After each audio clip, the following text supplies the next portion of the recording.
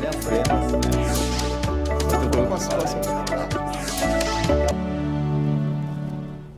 Olá, programa em discussão especial sobre economia está no ar. Vamos falar sobre tributos. A reforma tributária está entre as necessárias para serem pautadas neste governo. Quais as consequências de uma carga tributária tão grande para o empresário, para o trabalhador, para a nossa competitividade internacional? O que uma reforma precisa focar? No caso, a reforma tributária. Vamos tratar do tema com o Betel Lombardi. Ele é vice-presidente do CRC São Paulo, Conselho Regional de Contabilidade de São Paulo. Muito obrigado pela sua presença aqui para nos ajudar a esclarecer. Hoje a reforma da vez, vamos dizer assim, né, doutor, é a da Previdência. Até mais, essa ordem é necessária? Primeiro a da Previdência e depois tem a política também, e aí a tributária. Muito obrigado pela sua presença. Eu que agradeço, uma honra estar aqui, Jeremias, é um prazer estar aqui na TV Alesp. Espero poder contribuir e responder aquilo que for necessário. Começando já com esse tema tão polêmico, né, e tão atual, que é a reforma da Previdência. Extremamente necessária, importante analisar, refazer os cálculos, verificar. Não vai agradar todo mundo. Já de cara a gente pode dizer dessa forma, né? Não vai ser muito difícil que agrade todos os setores, porque vai ter que mexer no bolso de alguém. Alguém vai ter que pagar essa conta dessa talvez má administração, talvez má previsão, e até mesmo um dado interessante, a vida do brasileiro sendo maior, né, com maior expectativa de vida, faz com que a Previdência tenha mais gastos, né? E tenha que pagar, né, com mais tempo, na longevidade da vida, com os seus assegurados, né? Aliás, a reforma da Previdência, né, doutor, tem uma conexão com a reforma tributária, porque o senhor estava me explicando que no caso do INSS, para a empresa, é um tributo, né? É um tributo. Hoje as empresas têm dificuldade de fazer contratação pelo alto custo que você tem para o colaborador, né? Seria interessante uma reforma, uma revisão, para que se fomentasse até a aquisição, né, de novos colaboradores, que se pudesse dar mais emprego, porque é muito caro, é muito difícil para o empresário. Claro, e outra, ele pega este custo, ele tem que repassar para o seu produto, para o seu serviço também.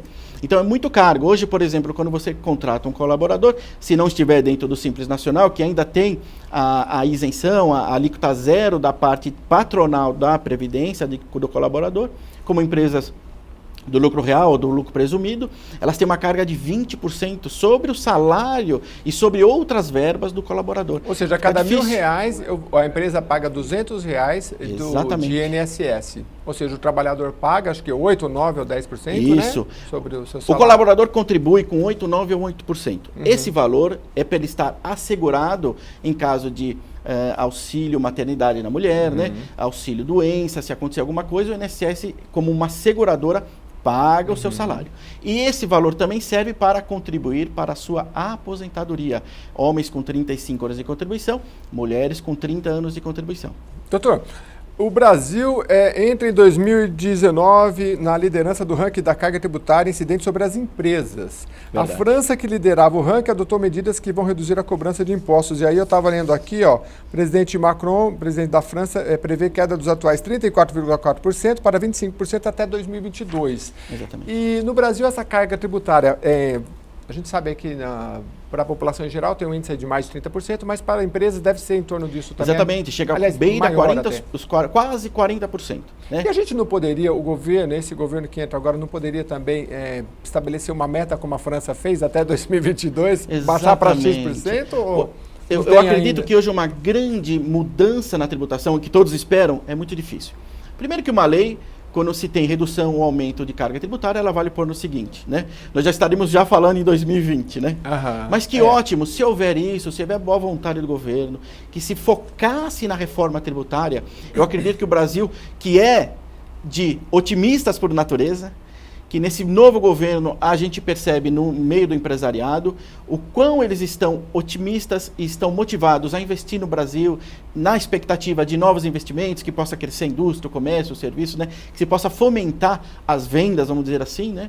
Então eu acredito que se fosse focado nisso, que se fosse realmente, que seja gradativo, não importa, mas que haja um plano efetivo. O senhor falou em gradativo, né, doutor? Isso. Porque assim, precisa de um ambiente para isso, porque mesmo falando em reforma, a gente vê que toda vez que a situação aperta, alguns economistas, inclusive, defendem, não, precisa aumentar mais um pouquinho a carga tributária, não tem jeito, senão o governo não aguenta, né? A gente vê economistas, precisa do ambiente de crescimento, sei lá, internacional para atacar esse tema? Veja bem, se nós tivéssemos uma gestão um pouco mais eficiente nos órgãos, naquilo que o governo tem, na máquina administrativa. Gasto público. Um pouco menor o gasto público, com melhor eficiência.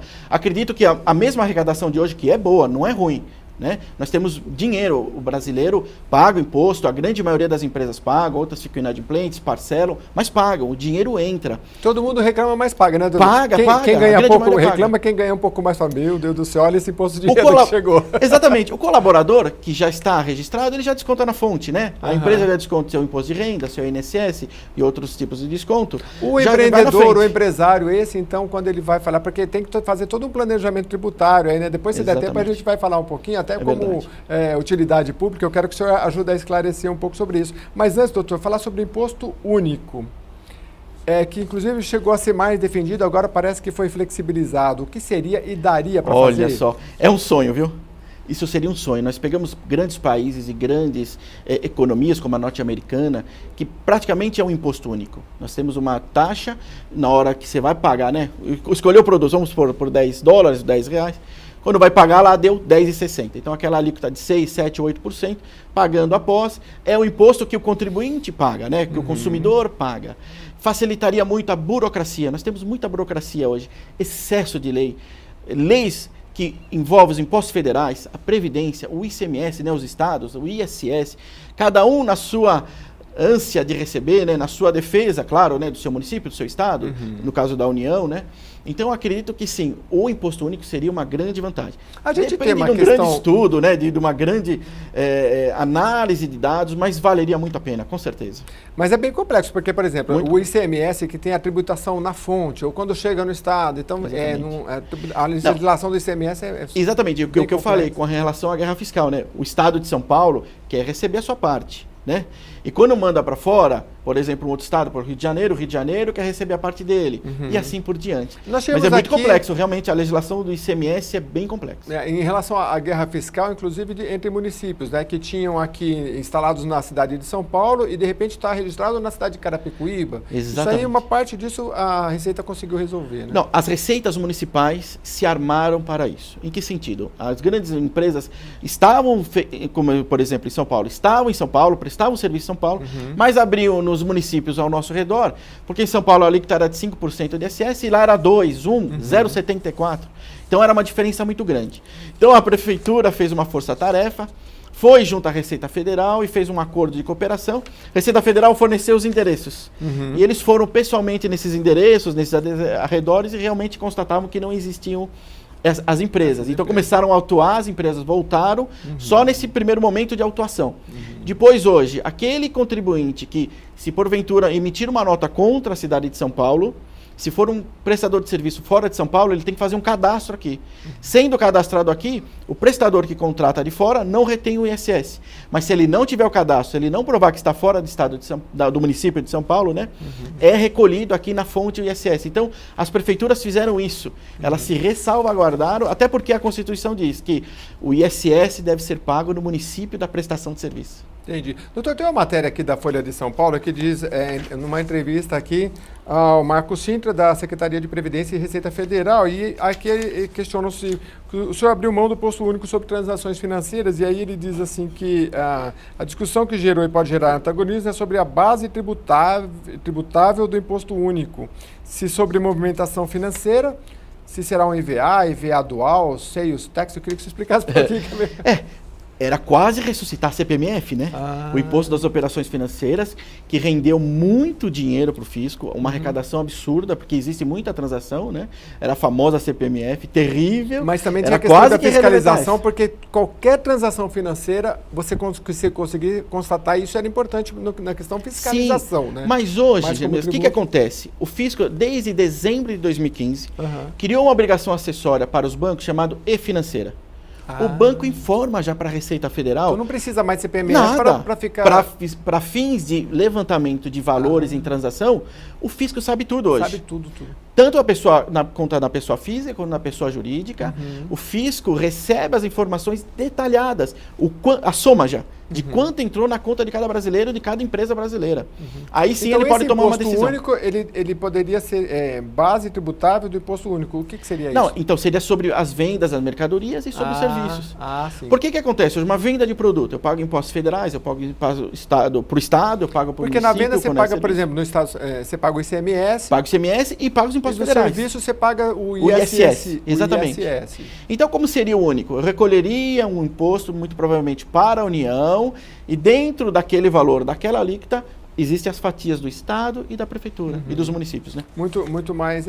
E aí ficaria mais fácil para entender, porque hoje a gente vai no mercado, pega a nota fiscal e tem um pouco lá ICMS, né? Que assusta um pouco. Você fala, poxa, eu comprei R$100, R$40 de imposto. Pegar uma nota fiscal de supermercado é o melhor exemplo que se poderia dar, gente. Mas por quê? Existem alíquotas de 12, 7, 25, 18, redução de base de cálculo, isenção, diferimento. É aproximado, você acredita? Né? É aproximado. Entendi. É uma lei que existe uma lei que é obrigatória colocar os impostos aproximados, mas é uma coisa aproximada mesmo, porque efetivamente mas o real deve ser bem próximo talvez, muito próximo. Do real, e é bom para o consumidor, para ele ter uma noção, né, do que ele está gastando, do que ele está comprando. Porque, por exemplo, doutor, a gente falando em reforma dessa carga tributária, o combustível e a energia elétrica têm tributações muito pesadas e é um tributo assim, que é muito amplo, que todo mundo usa energia elétrica, todo mundo usa combustível, né? Mexer nisso daí... É terrível, é vespeiro. Não vai ser fácil. Ó, você bem exemplificou. Gasolina ainda, que é uma mercadoria, tá, mas é uma carga muito alta, né, mais de 40%. Mais 40%, exatamente. E energia? Cadê o produto, né? É uma coisa intangível, mas ainda faz parte do ICMS, ainda dos impostos federais, ainda com subvenção tributária.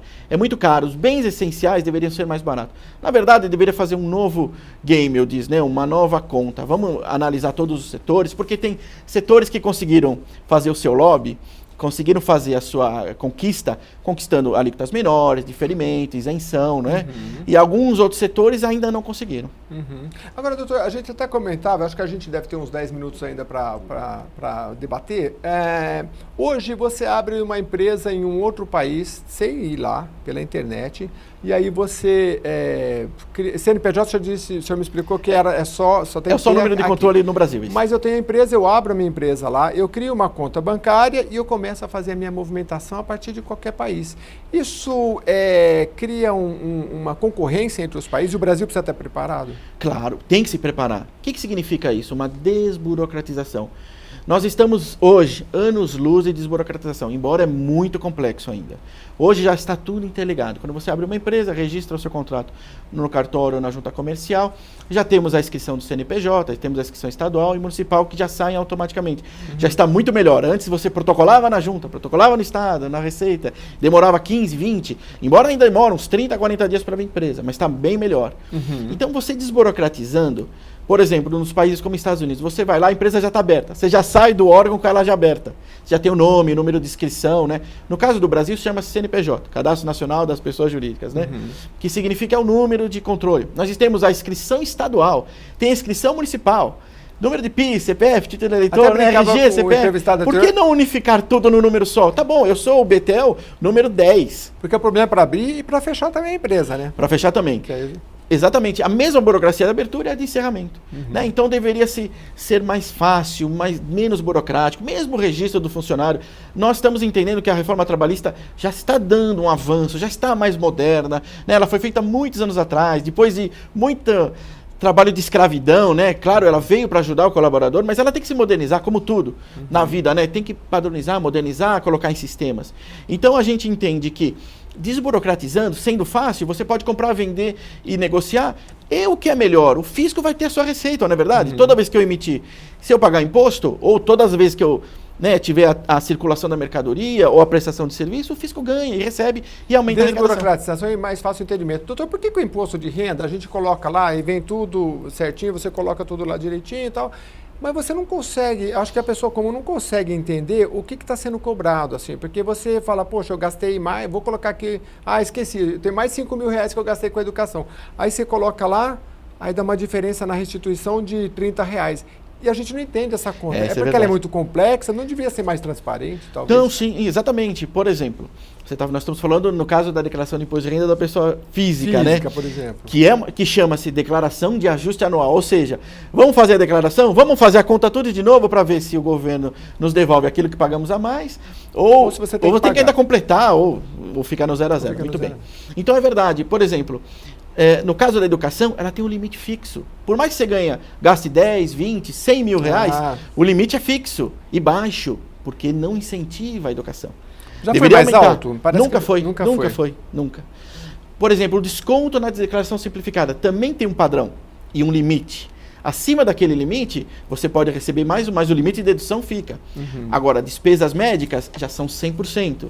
Né? Alguns remédios já podem ser descontados, mas não tem o 100%, né, do seu desconto. Então, são várias regras. Né? Por exemplo, dependente também é um X valor. Então, cada um tem a sua regrinha. Aí, somando, faz a declaração. Porque a pessoa não consegue saber exatamente... Não, se não tiver, graças a Deus, né? O auxílio do contador, que eu sempre fico feliz por isso. Mas tem gente que pergunta para o senhor, doutor, eu quero saber por que, consegue detalhar? Sim, nossa empresa, onde a gente senta, eu costumo chamar o meu cliente, através do meu notebook, eu ligo num projetor, projeto a declaração nele numa tela muito grande e vou explicando passo a passo. Entendi. Então eu consigo fazer com isso. Com ele que ele entenda, né, na verdade, aquilo que está sendo feito. Doutor, quando eu pego, rapidinho, Sim. quando eu pego alguém que fez sozinho, geralmente tem erro. Erra um código, erra uma tributação e às vezes acaba pagando um imposto maior. Então, às vezes não vem naquela, vem na próxima. Porque, não se engane, o programa é fácil de mexer, é autoexplicativo, né? Sim. As janelinhas. Mas a legislação que está por trás que é complicada. É complexa. Aliás, falando em imposto de renda, doutor, aqui ó, uma reportagem, falando sobre a proposta sobre imposto de renda, que hoje da equipe econômica é reduzir o número de alíquotas pagas por pessoas físicas. Hoje são 5 faixas, definidas de acordo com o nível de renda do contribuinte. E a sugestão é uma alíquota principal de 15 ou 20 para a maioria dos contribuintes, mas com uma faixa mais ampla de 25% para quem tem renda maior. Hoje são 5, seria então 15, 20 e de 25? 7,5, né? Começa com 7,5, você não está escrito aí? Aqui, 7,5, 15, hoje o teto de imposto 22,5. recebe a partir de 4.664, é de 27,5. Ou seja, mas a maior, né, é 27,5%, que já é alta. Então quem recebe mais, automaticamente já também está pagando, né? 27,5%. Quase um terço, né? Um terço. Então seria 33. A gente trabalha 3, 4 meses para o governo todo ano, né? Não podemos esquecer isso, né? Então, o que poderia fazer é unificar uma alíquota. Lembrando uma coisa muito importante, a tabela do imposto de renda não sofre correção há anos. Então já é um aumento disfarçado de imposto. Porque se eu estou recebendo mais, eu estou pagando mais. Exatamente, está descontando 27 o ano passado. Nesse ano desconta 27, só que se a inflação comeu o meu rendimento e eu não tive um reajuste, então eu estou pagando mais, né? É isso que acontece. Você automaticamente, com o reajuste do salário e não o reajuste da tabela, você acaba pagando mais imposto. Doutor, no cenário não só do desemprego no Brasil, mas também perante... O brasileiro é muito empreendedor. Nós temos aí 7 minutos para terminar. Se o senhor fizesse assim um apanhado de quem está abrindo uma empresa hoje, quais que são as principais faixas? Nós temos aí o MEI, o EIRELI, e enfim, né? Se existem pessoas que ainda erram na hora de escolher a empresa. Ótima questão, isso é muito importante. O brasileiro tem na sua veia uma veia empreendedora. O que eu diria hoje, depois de todos esses anos, são quase 30 anos na área contábil de experiência, né? Eu acredito, estude um pouco antes, especialize um pouco antes. Por que acontece? Às vezes a pessoa ganha, guarda um dinheiro, vai lá, compra uma franquia, ótimo, vai trabalhar, vai produzir. Mas não tem aquela educação financeira e nem a contábil, que é que nós vamos falar um pouquinho agora. Então estude bastante, se aprimore, porque às vezes pega o capital que tem de dinheiro, gasta tudo na compra e na aquisição. Começa já a trabalhar sem dinheiro, né? Esperando a primeira venda para quem tem o dinheiro, né? E se for no cartão, demora 30, 40, 35 dias, né? Então eu acredito o seguinte, se for pequeno, as pessoas que estão começando a trabalhar, podemos começar até com o MEI. Só que o MEI é limitado, ele tem um valor mensal, você paga alguma coisinha, contribui para o INSS, ótimo. Passando num patamar melhor, já podemos encontrar dentro do Simples Nacional uma melhor tributação, que é a primeira faixa. Também limitado, porém um valor maior, podendo emitir até 4.800.000 por ano, né? Uma média de 400 mil por mês. Passando isso, e a gente torce para passar, eu brinco com meus clientes, né? Que vá para o lucro presumido, que pode faturar até 78 milhões. E depois, para entrar no lucro real, quem fatura acima de 78 milhões. Vamos pegar um exemplo no caso do jornalista. Eu poderia ser um MEI ou um...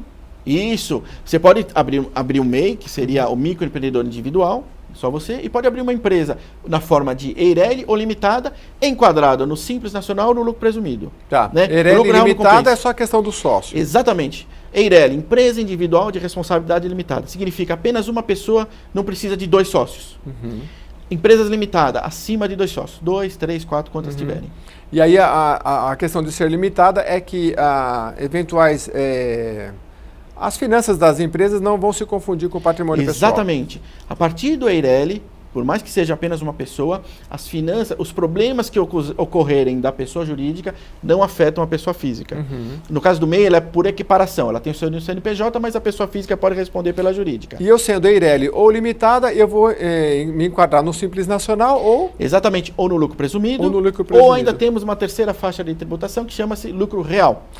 Mas a maioria, doutor, principalmente para trabalhadores autônomos, acabam se enquadrando o quê? No EIRELI e no Simples Nacional.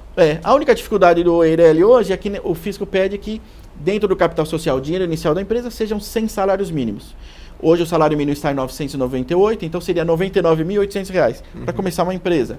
Né? O fisco quis com isso para que tivesse fôlego para começar a empresa, porque a grande maioria, infelizmente, dados do Sebrae, que 80% das empresas não passam do primeiro ano, Genuíno. É muito terrível. É muito. Porque não se há planejamento financeiro, não há um planejamento contábil. Né? Muitas vezes não senta para discutir com um contador qual a melhor tributação. E acaba entrando e perdendo dinheiro. Então, 80% das empresas passam no primeiro ano, mas as outras passam. Então, acredito hoje que dentro do Simples Nacional, uma empresa limitada que seja, às vezes pode compor o quadro societário com a mãe, com a irmã, com a esposa, ou com outro sócio de verdade, né? Sejam as melhores indicações. Seria o melhor. Bom, doutor, nós falamos aqui do imposto de renda. Dentro da... Para as empresas, já que é um pouco do nosso foco aqui, qual é a empresa que é mais afetada por essa carga tributária tão grande? Ou todas acabam sendo afetadas? A pequena, a média, a grande? É verdade. A pequena, embora ela tenha os seus benefícios, né, ela tem uma capacidade melhor de dar emprego, porque ela tem uma parte que ajuda, que é o INSS patronal. Né? Então, empresas do Simples Nacional que registram seus colaboradores, elas têm alíquota zero para a parte trabalhista, para o INSS, né, para a previdência patronal. Então, isso já ajuda bastante. Empresa de lucro presumido e maiores já tem grande dificuldade, porque já tem o ICMS, que é uma carga alta, dificultosa, tem os impostos federais, tem a carga tributária, então fica muito difícil. A economia crescendo, por mais que a empresa tivesse com uma carga alta, a economia fomentada, até que você coloca no custo e melhora. Mas se houvesse uma redução, uma coisa mais linear, e um esforço do governo para que se fomente as vendas, fomente o trabalho, né? Que se crie novas faixas de trabalho, empregos, né? Então, acredito que a gente consiga crescer e melhorar ainda mais o nosso país. Agora, é um ciclo difícil de sair, né, doutor? Porque a carga tributária é alta, que às vezes só se resolve quando se entra num ciclo econômico melhor, né, de recuperação, né? Então, exatamente. Às vezes parece que um depende do outro, mas a gente vê casos, por exemplo, aqui no estado de São Paulo mesmo, em que às vezes se desonera um certo setor justamente para que ele cresça e depois o estado possa ser compensado com o crescimento, porque às vezes a carga tributária é tão alta, sufoca o setor e ele não consegue andar. Se nós vendemos mais, se nós produzimos mais, se há mais prestação de serviço, há mais recolhimento de imposto para o governo. Então, se o governo, eu acredito que esse governo, tanto no nosso estadual, municipal e o federal, eu acredito que eles estão com esse olhar. Se nós pegarmos o nosso presidente, o nosso governador, nós estamos com realmente pessoas de boa gestão, acredito, com boa intenção e querendo acertar, colocando pessoas nos seus ministérios, nas suas secretarias, competentes. Gente que pode dar uma opinião certeira, né? Então, eu acredito que fomentando essas coisas, o governo apoiando o empresário, né? Eu acredito que nós vamos crescer o país e dar mais emprego, mais oportunidade e ter um giro maior de produtividade, de produção. Nós podemos exportar para o mundo todo. Eu brinco, né? E é verdade, nós não temos furacão, né? Terremoto, nós temos praias maravilhosas. Não, uma coisa totalmente fora, mas investir também no turismo, porque o turismo também dá bastante dinheiro. A gente recolhe no INSS, também tem muito no produto produto. Turismo, não? É igual, da mesma forma, tem o ISS, recebemos também da mesma forma. E é difícil também... Aí depende da categoria, ter... né? Se é hotelaria, o que está envolvido, né? Dentro, se exatamente, é mas avião, temos que, de alguma forma, fomentar também o turismo, porque o turismo também gera tributo para o governo, né? Gera receita para o governo. Exatamente. E os números... É claro que quando a gente pega, por exemplo, Paris, né? Que diz que recebe... O que eles recebem lá um dia, a gente demora meses aqui para conseguir receber. Mas e estimular principalmente o turismo interno. E aí também tem que passar pela... Eu que sou fã, e esse ano passado eu estive em Orlando, na Disney, eu fiz um curso de encantamento dentro da Disney World. Só um parênteses. E é verdade, o que a Disney arrecada é muito mais que municípios aqui do Brasil. Com diversão, com atração, não é? Vendendo um sonho, né? É verdade. Então é verdade, se a gente realmente conseguir fomentar o turismo também é bem bacana. Às vezes o turismo nacional, porque eu sempre falo aqui, por exemplo, a capital paulista é uma selva de pedra que as pessoas que vivem aqui, às vezes, cidades como São Roque, por exemplo, que são muito arborizadas, né? Alguns já têm essa visão, tem parques temáticos legais, interessantes para você ir, né? Mas isso pode ser ampliado muito, mas sempre com muito planejamento tributário, né, doutor? Tributário. Um dia o senhor volta aqui só para falar de planejamento tributário, para a gente debater esse tema. Hoje a gente falou mais sobre as reformas que estão aí para serem e esperamos que sejam realizadas, que vai impactar na vida de todos nós. Muito obrigado, doutor, mais uma vez pela sua presença, obrigado pela sua audiência. O programa Em Discussão fica por aqui. Eu que agradeço.